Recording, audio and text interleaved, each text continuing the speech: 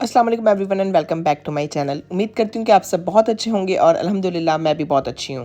सो जनाब, आज की वीडियो काफ़ी इंटरेस्टिंग सी है और काफ़ी इन्फॉर्मेटिव वीडियो है। आई होप कि आपको वीडियो अच्छी लगेगी।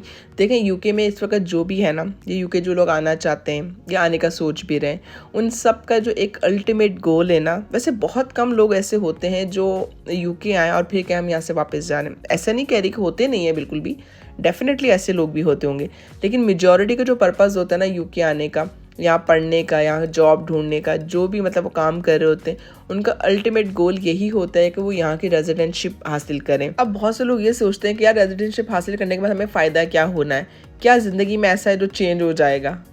आई नो इस वक्त बहुत से लोग बहुत मेहनत करें, बहुत स्ट्रगल करें इस वक्त यूके में भी, और बहुत से लोग ऐसे हैं जो यूके आने के लिए स्ट्रगल करें। वो चाहते हैं यहाँ पे आएँ, अपनी ज़िंदगी यहाँ पे इस्टेब्लिश करें, अपने आप को बनाएं यहाँ पर। और यकीन माने ये सब मेहनत जो है ना, ये अल्टीमेट आपको एक फल दे के जाती है, आपको एक रिवॉर्ड ज़रूर देती है। सब्र का फल मीठा होता है, हमेशा सुना है ना।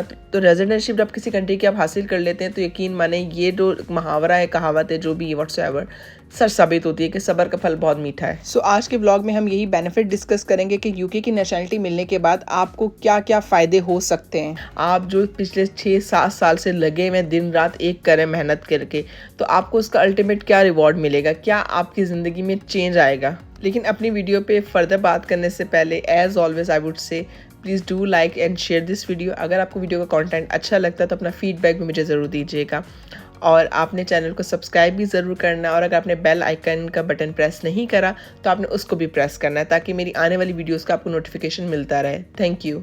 सो जनाब, सबसे पहले सबसे इंपॉर्टेंट, सबसे बड़े बेनिफिट की बात करते हैं। जो यूके की नेशनलिटी मिलने के बाद आपको सबसे पहले होता है बेनिफिट, वो ये है कि आपकी IHS की फ़ी और आपकी एक्सटेंशन की फ़ी, आपकी इन दोनों फीस से डांट छूट जाती है। मतलब यूके में देखें, जो लोग फैमिलीज़ के साथ स्पेशली रहते हैं ना, जिनके 1-2 बच्चे हैं, 2 भी बच्चे अगर उनके हैं, मियाँ बीवी हैं, तो वो 5,000 से 6,000 पाउंड तक तो सिर्फ IHS की फ़ीस और एक्सटेंशन में भर देते हैं। तो आप सोच सकते हैं, जो लोग फैमिली के साथ यहाँ पे सेटल होने की कोशिश कर रहे हैं, सबसे पहले वो कुछ खाएं या ना खाएं, सबसे पहले वो ये सोचते हैं कि एक्सटेंशन कैसे निकलेगी हमारी।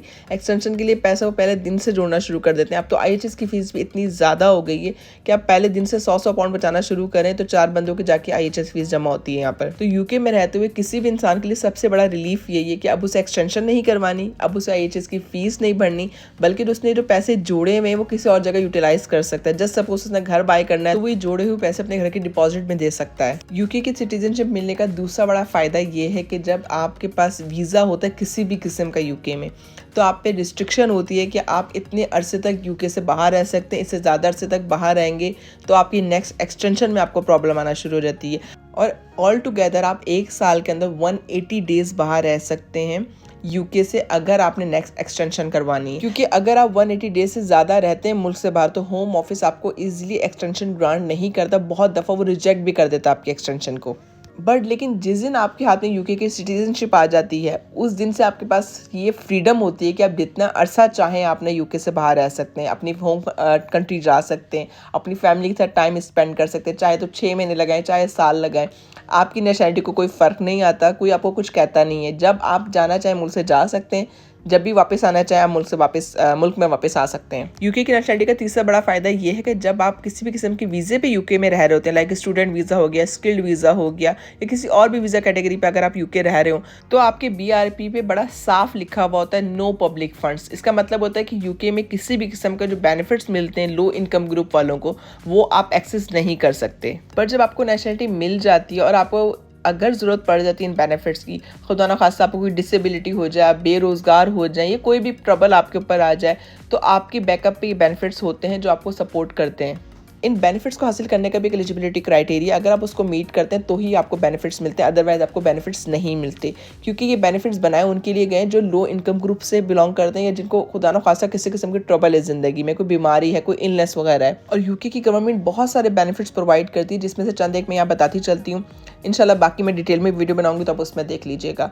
जैसे यहाँ पे आपको मिलते हैं हाउस अलाउंस मिलता है, आपको वर्किंग टैक्स क्रेडिट मिल रहा होता है, आपको डिसेबिलिटी अलाउंस मिल रहा होता है, आपको जॉब सीकर अलाउंस वगैरह मिल रहा होता है। तो ऐसे और भी बहुत सारे बेनिफिट्स हैं जो गवर्नमेंट सपोर्ट करने के लिए लोगों को देती है। लेकिन ये बेनिफिट्स जब आपको तभी मिलते हैं जब आपके हाथ में नेशनलिटी होती है। अगर नेशनलिटी नहीं होती तो बेनिफिट्स नहीं मिलते। यूके की नेशनलिटी का चौथा बड़ा फ़ायदा, जो कि मुझे काफ़ी पसंद है, काफ़ी अच्छा भी लगता है कि देखिए हमारे मुल्कों में ये होता है ना कि हम सारी ज़िंदगी जॉब करते हैं, जॉब करने के बाद प्राइवेट जो कंपनीज़ होती हैं वो आपको पेंशन नहीं देती, सिर्फ गवर्नमेंट वाली कंपनीज़ ही आपको पेंशन दे रही होती हैं।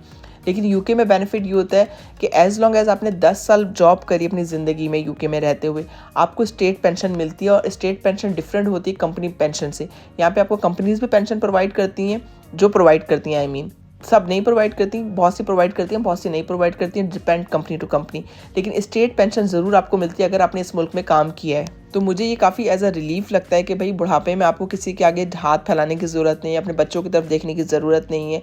आप अपने बुढ़ापे में भी अपने आप को सपोर्ट कर सकते हैं, गवर्नमेंट आपके साथ खड़ी होती है। आपने काम किया होता है तो ऐसा नहीं होता सारी जिंदगी आपने काम किया तो कुछ हासिल नहीं है, उसके बाद स्टेट पेंशन आपको सपोर्ट करती है उस उम्र में भी जाकर। यूके की नेशनलिटी का अगला बहुत बड़ा फ़ायदा ये है कि आपके पास फुल राइट होता है यूके में वर्क करने का without any immigration restrictions. UK में आप जब किसी भी वीज़ा कैटेगरी पे काम कर रहे होते हैं ना तो आपकी वीज़े पे रिस्ट्रिक्शन होती है कि भाई इतने साल तक का ये वीज़ा इशू है, उसके बाद आपको फिर रिन्यूअल कराना पड़ता है। और जब आप जॉब के लिए अप्लाई कर रहे होते हैं या जॉब कर रहे होते हैं या आपको जॉब स्विच करनी होती है तो अगली कंपनी आपको जॉब देते हुए हेजिटेशन दिखा रही होती है। मतलब उन्हें होता है यार अभी से स्पॉन्सरशिप भी देना पड़ेगी हमें।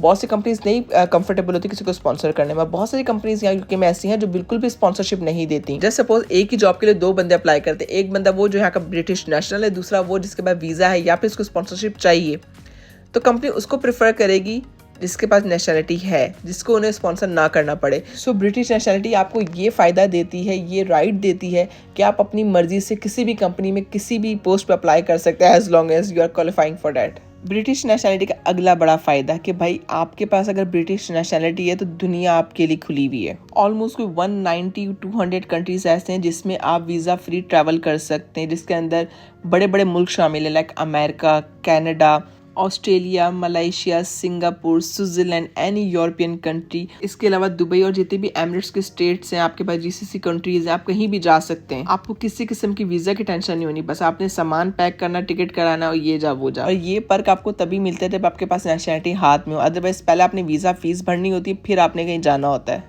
अब बात करते हैं यूके नेशनलिटी का अगला बड़ा फ़ायदा।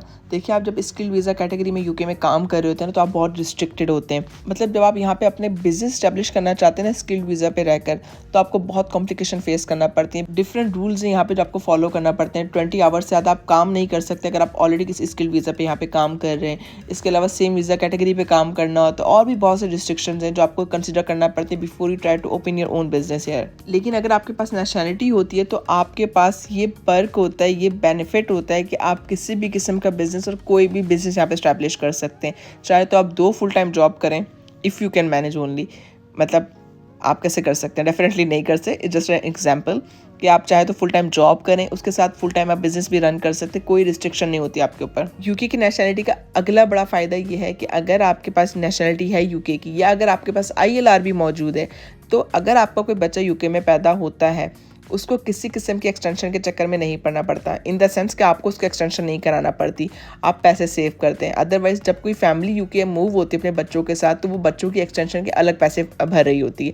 लेकिन जब आपके बच्चे आपके यूके में पैदा होते हैं और आपके पास ILR मौजूद है या नेशनलिटी मौजूद हो तो आप इस तरह से पैसे बचा लेते हैं। ये नेशनलिटी आपकी जनरेशन टू जनरेशन पास हो रही होती है। यूके की नेशनलिटी का अगला बड़ा फ़ायदा ये है कि भाई देखें, वैसे तो आप किसी भी वीज़ा कैटेगरी पे अगर यूके में रह रहे हैं या आप काम करें, आपके बच्चे यहाँ पे एजुकेशन हासिल कर सकते हैं फ्री की, NHS सबके एक्सेस में होता है। लेकिन जब आपके पास नेशनलिटी होती है तो आपके बच्चे जब यूनिवर्सिटी लेवल पे जाते हैं तो वो वही फ़ीस भर रहे होते हैं जो लोकल बच्चे भर रहे होते हैं, क्योंकि वो भी ब्रिटिश नेशनल हो चुके होते हैं। इंटरनेशनल बच्चों की फ़ीस डबल होती है यूनिवर्सिटी की एज़ कम्पेयर टू लोकल बच्चे। सो आपके बच्चे यहाँ पे क्वालिटी एजुकेशन हासिल करते हैं एट मिनिमम प्राइस।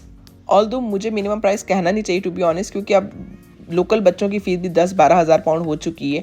लेकिन फिर भी आपके बच्चों को लोन्स एक्सेस होते हैं यहाँ पे, आपके बच्चों को लोन ईजिली मिल जाते हैं। स्टूडेंट लोन्स यहाँ पे मिलते हैं और आपके बच्चों को आसानी से लोन मिलते हैं एज़ कम्पेयर टू दोस्त जिन्हें अपनी फ़ीस पूरी भरनी पड़ती है खुद से, क्योंकि वो लोन के पैसे भी तब भरना पड़ते हैं जब आपका बच्चा जॉब स्टार्ट करता है। इससे पहले कोई आपके ऊपर लोन का प्रेशर नहीं होता। आपका बच्चा आसानी से पढ़ सकता है, कुछ भी पढ़ सकता है, किसी भी फील्ड में जा सकता है, चाहे वो डॉक्टर बनना चाहे, चाहे वो इंजीनियर बनना चाहे, चाहे वो कोई और एजुकेशन हासिल करना चाहे, उसको ये पर्क हासिल होता है। यूके की नेशनलिटी का अगला बड़ा फ़ायदा ये है कि देखें, जब यूके में इंसान कोई रह रहा होता है, जॉब वगैरह कर रहा होता है, तो उसकी कोशिश यही होती है अपने आप को यहाँ पे सेटल करेगा, यहाँ पे घर बाय करेगा, गाड़ी बाय करेगा और अपनी ज़िंदगी ज़ाहिर सी बात यहाँ पे बनाएगा। यूके में अगर कोई इंसान गाड़ी निकलवाता है ना ब्रांड न्यू, या फिर कोई घर बाय कर रहा हो, तो ये सब चीज़ें लोग मॉर्गेज पे बाय कर रहे हो, तो मॉर्गेज के लिए आपको इंटरेस्ट रेट का अच्छा मिलना बहुत ज़रूरी है। अगर आपके पास यूके की नेशनलिटी होती तो आपको इंटरेस्ट रेट अच्छा ऑफर होता है एज कम्पेयर टू दो जिनके पास नेशनलिटी ना हो, क्योंकि अगर आप किसी भी किस्म की वीज़ा पे यूके में रह रहे हैं ना, तो एक अनसर्टेनिटी आपके साथ रहती है, एक रिस्क फैक्टर हमेशा एसोसिएट रहता है, और बैंक इसको बहुत कंसिडर करता है कि भाई जस्ट इन केस अगर इनका वीज़ा एक्सटेंड नहीं होता, इनको स्पॉन्सरशिप नहीं मिलती, तो इनको वापस जाना पड़ेगा। अगर वापस जाएंगे तो हमारी मॉर्गेज कैसे पे करेंगे।